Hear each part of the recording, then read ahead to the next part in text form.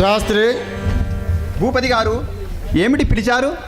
పిలిచాను శాస్త్రి గారు. ఒక మంచి ముహూర్తం చూడమని మిమ్మల్ని పిలిపించాను. దేనికండి ఈ ముహూర్తం? విషయం చెప్పండి. చెప్పకుండానే ముహూర్తం చూడమంటే ఎలా చూస్తానండి? చెప్తాను శాస్త్రి, చెప్పండి. చెప్తాను. ఆ తర్వాత నీకు పారితోషికం కూడా ఇస్తాను శాస్త్రి. చూడు శాస్త్రి, ఒక మానభంగానికి ఒక మర్డర్కి ముహూర్తం చేసి ఉంచు. అమ్మో, ఎవరిదండి?